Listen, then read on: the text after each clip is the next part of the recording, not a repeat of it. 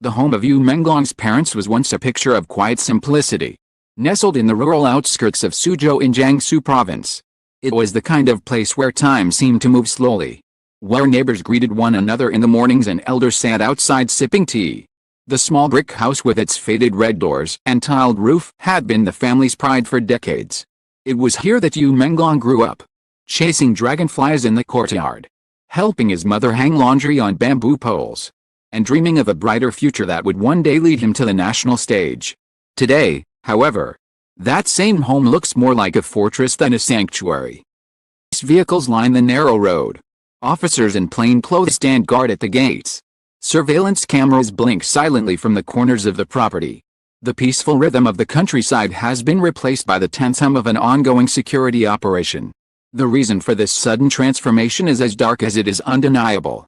Ever since the shocking revelations surrounding Yu Menglong's death shook the country, his parents have become targets. Anonymous phone calls. Strange cars circling their street at night. Notes slipped under their door with chilling warnings, stop talking, or you'll end up like him. For ordinary villagers, this would already be terrifying. But for the grieving parents of the murdered star, still haunted by the memory of their son's final words, the threats are unbearable. Police officials have confirmed what many feared. Powerful dark forces are moving to silence the very people who could shed light on the darkest corners of the entertainment industry. The transformation of their humble home into a heavily guarded outpost began quietly. At first, a single patrol car was stationed nearby. Then came uniformed officers, conducting regular checks. Within weeks, a full 24/7 protective detail was assigned. Armed police now rotate in shifts, ensuring that at no hour of the day or night are Yu Menglong's parents left unprotected. The entrance to the lane has checkpoints where strangers are questioned and vehicles searched. Neighbors describe the surreal sight of floodlights illuminating the narrow street at midnight, casting long shadows against the brick walls. It feels like we are living next to a war zone. One villager remarked. Inside the house, life has changed irrevocably. The father, once a quiet man who spent his days tending to a small garden, spends most of his time indoors, his movements shadowed by plainclothes officers. The mother, still mourning her son, clutches a rosary-like string of prayer beads as she sits in the kitchen, her eyes darting toward the windows whenever a noise breaks the silence. She has told reporters that she no longer feels safe to walk to the market alone. They want to silence us. It's like they silenced my son, she whispered, her voice trembling with both fear and defiance. The threats against them are not baseless paranoia. Police have intercepted calls and messages hinting at attempts to intimidate or harm them. One particularly chilling incident occurred when a group of unidentified men attempted to enter the village late at night. They were stopped at the checkpoint. Their refusal to explain their presence raised alarms, though they eventually left. The message was clear: the parents are under surveillance, and those responsible for Yu Menglong's death will not hesitate to strike again. To understand why the parents are in such danger, one must revisit the circumstances of their son's death. Yu Menglong had become a thorn in the side of some of the most powerful men in the entertainment industry.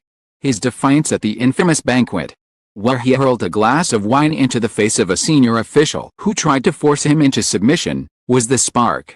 His decision to withdraw his investments from projects backed by influential tycoons was the fuel. Together, these acts marked him as a man who refused to bow, a man who challenged the unspoken rules of power. For that, he paid the ultimate price. His mother's account of their final phone call confirmed what many suspected, that he was hunted, cornered, and silenced because he dared to resist. Now, his parents carry that truth. They are the last living witnesses to his fear, his defiance, and his premonition of death. Their words, simple yet powerful, threaten to expose an entire system of exploitation and corruption. That is why the dark forces seek to silence them, intimidating the parents by making them afraid to speak. The men behind the curtain hope to bury Yu Menglong's story once and for all. But instead of retreating into silence, parents have become symbols of resistance. Their decision to speak out, to honor their son's last request to tell the truth, placed them in the crosshairs of those who thrive in darkness. Police officials have made it clear that they are taking no chances. A special unit has been dispatched to Suzhou to coordinate security around the clock. Officers monitor not only the house but also the roads leading into the village. Locals have been asked to report suspicious activity. Many have complied, though some admit they are frightened. "Never seen anything like this here," said one elderly villager. "We used to leave our doors open at night. Now we lock them early, because we don't know who is watching." For Menglong's parents, daily life has become a strange blend of grief, fear, and defiance.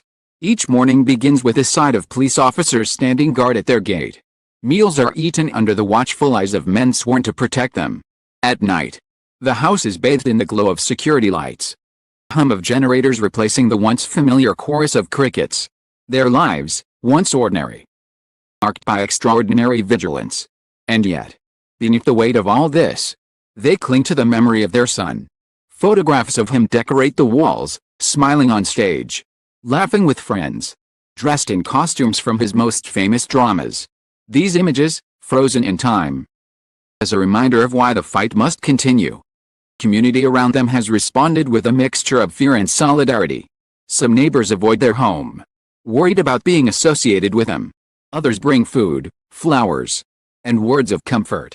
Fans from across the country have begun visiting Suzhou, leaving messages of support at the edge of the security perimeter. "Protect his parents at all costs." One handwritten note read, pinned to the village notice board. Online, sentiment is echoed in hashtags like "Protect Menglong Parents" and "Truth Must Survive." International media has also begun covering the story. Lines in foreign outlets describe the situation as a chilling reminder of how far powerful networks will go to suppress the truth. Human rights organizations have issued statements calling for increased protection of the family, warning that intimidation of witnesses and survivors cannot be tolerated.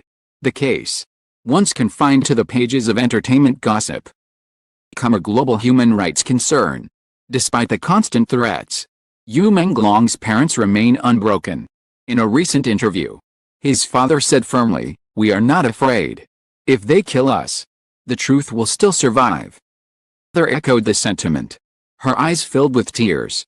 "They think they can scare us into silence, but we will never betray our son. Us to tell the truth, and that is what we will do, no matter the cost." The police presence around the Yu household in Suzhou was only the beginning. What started as a defensive operation quickly escalated into a full-scale offensive investigation when authorities discovered just how determined the dark forces were to silence the grieving parents. The men who had been lurking near the family home, from the shadows of the village lanes, were not random intruders. When apprehended, they carried burner phones, cash, and in one case, a crude map of the Yu residence. Interrogations revealed that they had been hired to monitor, intimidate, and wait for instructions. Instructions, police believe, were to ensure that the mother and father of Menglong either stopped talking, or paid the price. These revelations sent shockwaves through the entire community. Villagers who had once dismissed the police presence as an overreaction now realized that the danger was real and imminent. Suddenly, the sight of patrol cars at every corner of the village no longer felt like an intrusion, but a lifeline. Parents kept their children indoors after dark. Market vendors whispered nervously about the men in black cars who had been spotted days earlier. The quiet countryside was transformed into a stage for a drama that seemed more like a thriller film than reality. Authorities doubled down. More officers were deployed, not only to protect the Yus but also to conduct raids on properties linked to Chen Yuang's associates. Each raid brought more disturbing discoveries: forged documents, stacks of cash, ledgers detailing payments to named contractors, encrypted communications pointing to a broader conspiracy. All of the network was chillingly clear, to erase every trail that led back to Menglong's death. But the network underestimated the resilience of two people, a mother and a father who refused to yield. Their decision to speak out had already turned their home into the epicenter of a national reckoning. Journalists descended upon Suzhou, telling reports from outside the security cordon. National correspondents described the house as a small fortress of truth under siege by invisible powers. Global spotlight made it harder for the perpetrators to act openly. But it also raised the stakes. The parents knew that by talking to the media, describing their son's final words, they had made themselves targets forever. Yet they pressed on, because silence would mean betraying their son. Amid this tension, Song Yaren's testimony emerged as a powerful catalyst. In court, voice shaking but determined, she admitted what many had long suspected: she too, had been forced into complicity. She revealed how she had been pressured to mislead investigators, to parrot the official narrative, bury the details that pointed to powerful men. Was told to say it was an accident, she confessed, streaming down her face. But it was no accident. He was killed because he defied them. And I was made to cover it up. Her words reverberated across the nation. Suddenly, mother's testimony about her son's final phone call was no longer just grief-stricken memory, it was corroborated by an insider forced into silence. The consistency between their stories gave prosecutors the ammunition they needed. For the first time, the case against Chen Yong and his network had a foundation strong enough to stand. Still, the danger to the US grew even greater. Authorities admitted that the threats against them intensified after Song Yiren's testimony. Messages intercepted by police revealed that unnamed figures were furious about her confession, and even more determined to eliminate any remaining witnesses. Security at the U residence was elevated to unprecedented levels. Armed guards now accompanied the parents wherever they went, whether to the market or to the local temple. Drones monitored the skies. Every visitor to the village was screened and documented. The once sleepy community now lived under constant surveillance. The people accepted it as the price of keeping the family alive.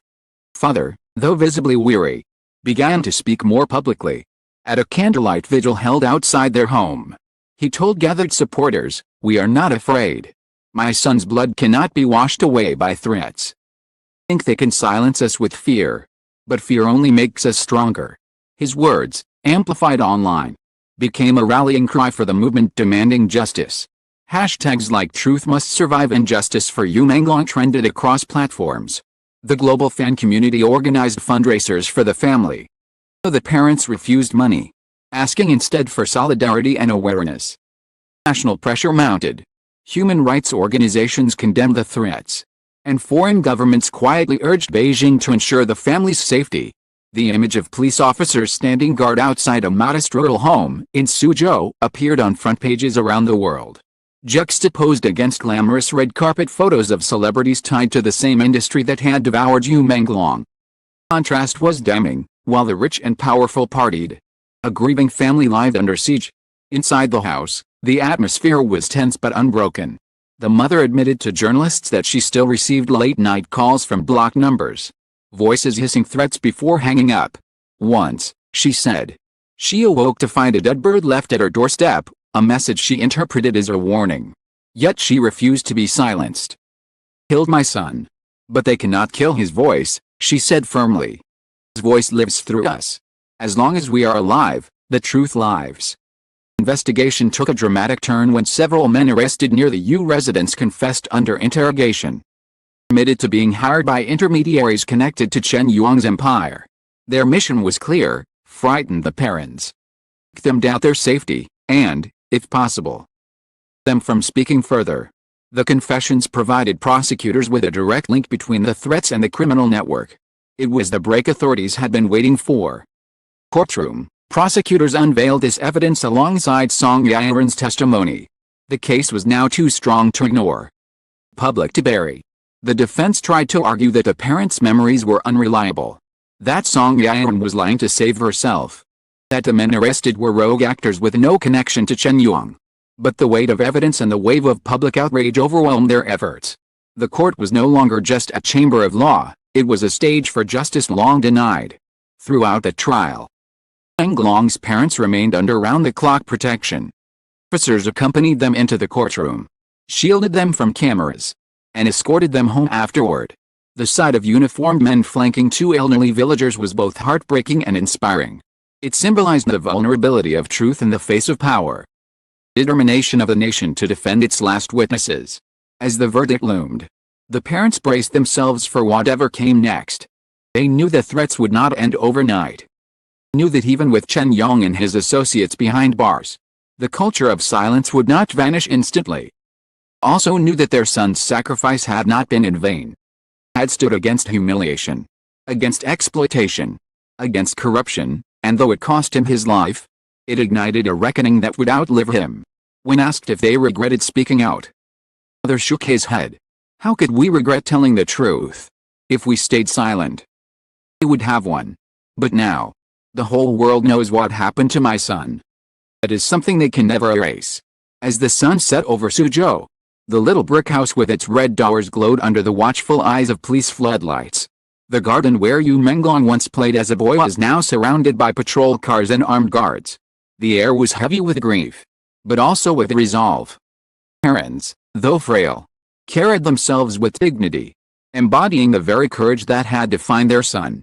And as the trial entered its final stages, truth became undeniable, no matter how powerful the dark forces, no matter how many threats were whispered in the night. The voice of Yu Menglong and his family would not be silenced. The story of Yu Menglong's parents is no longer just about protection. It is about defiance, resilience, unyielding power of truth. Their modest home in Suzhou has become a beacon, frontline in the battle between corruption and justice. Though they live under siege, they also live under the gaze of a nation that refuses to look away. Dark forces may still circle, but for now, light surrounds them. And in that light, the memory of their son shines on, untouchable and eternal.